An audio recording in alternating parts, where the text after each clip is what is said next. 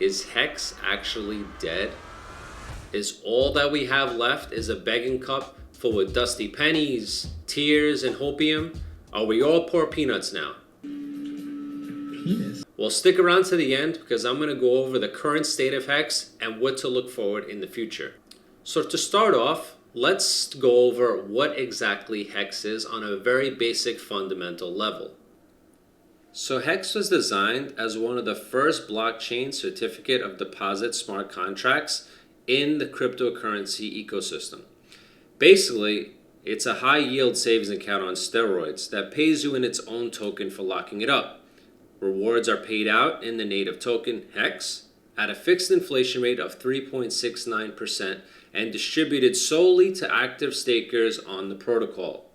It was launched in December of 2019, and all participants that chose to enter or participate had to go through the route through an adoption amplifier. This is where the Hex token started minting a bunch of tokens each day until the phase was over, which lasted around 365 days. About $900 million was funneled into the contract during that time frame. So how the distribution worked was users would send ETH to a smart contract, and the Hex was distributed each day, determined by your percentage of the ETH that entered that day. Okay, easy peasy. But what are the main core components that makes Hex stand out in this extremely saturated market? Well, for one, aside from being the first protocol's advertised COD, Certificate of Deposit Smart Contract, Hex had a mechanism in the code called a T-share, or a trillion shares. Think of these shares as a digital receipt stating how much Hex you're guaranteed each day when the Hex inflation was being distributed. This simple key aspect of the product has completely changed the game of decentralized finance. It's your slice of the Hex reward pie or the Hex inflation each day. The more T-shares you have, the bigger slice of the pie you will get. Now, initially, when Hex first launched, there was a lot of low staker participants, so the APY was a staggering 60% because I think only about 10 to 12% of the Hex was staked. Now, a T-share is priced in the native token Hex, so if Hex goes up, T-shares go up. Okay, got it. So as Hex goes up, obtaining a T-share will obviously get more expensive. You also get bonus based on how much you stake and how long you stake. Inflation is also paid out to stakers only. There's no liquid rewards during the stake, unlike what's currently being out there, like with Cardano, where you can realize those gains at any moment. So I think that's what separates and differentiates Hex from these other protocols that pay you yield in its own token. What's also really cool is that you can defer collecting your mature stake with a function called good accounting. Basically, this holds your tokens in limbo until you decide to collect. It's a strategy if you're concerned about claiming returns on your fiscal tax year. You could obviously wait to claim your Hex and returns until it's financially in your best interest to do so. This negates any late on staking fees in the process. Awesome. Lastly, another huge fundamental is that there's not much liquidity out across all the decentralized exchanges. So it doesn't take a lot of money and capital to pump the price to the damn moon. It's funny because Hex already completed a 10,000x while also maintaining its 30 to 60% APY during that time frame, which is a compounding beast and just insane to me. So, as expected, euphoria was very real, especially when you see tanks running over cars in Vegas.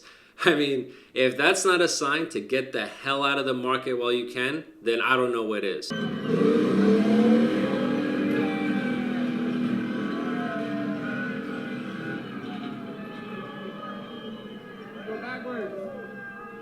Unfortunately, since that time, APY has dropped to a measly 3 to 4%, and the token price has plummeted into complete oblivion, being down in some cases 99%.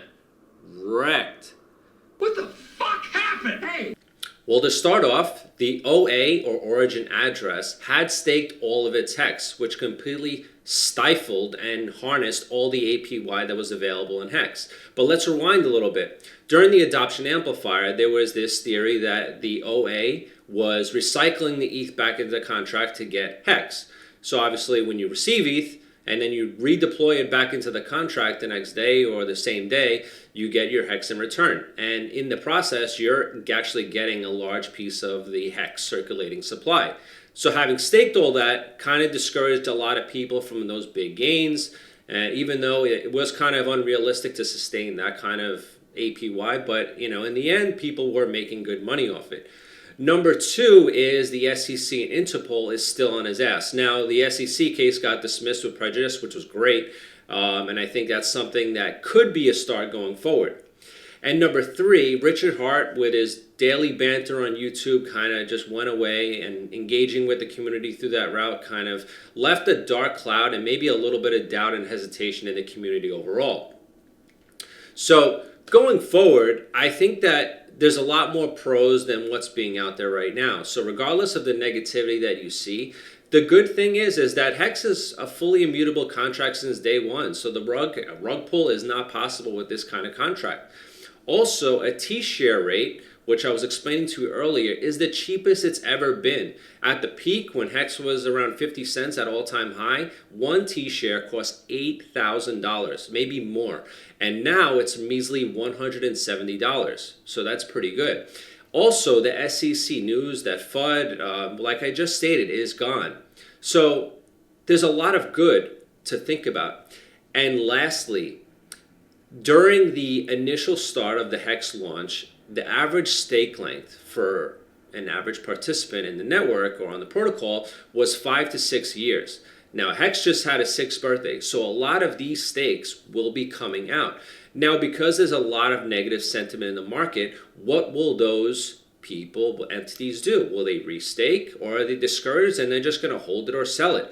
That's an API opportunity for a lot of people thinking to get in and maybe try to test the protocol out. Like I said, it's your decision, but in the end, there's a lot more good that I think is coming. So with that being said, do I think HEX is dead? Absolutely not.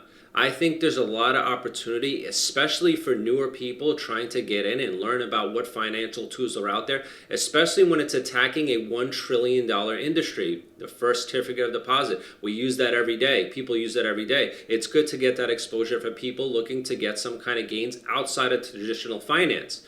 So, with all that being said, I think you should do your own research into HEX. Check out the website at hex.com. There's a How It Works section. We'll pretty much go over all the things that I missed. I think there's a lot of value added in that section, so you should check it out. Now, as always, thank you for tuning in today. If you like this kind of content, please sub, like, and comment below. Feedback is greatly appreciated, especially me being new to this whole YouTube sphere. But it's always greatly appreciated to hear back from you guys. So as always, stay safe out there and don't get wrecked.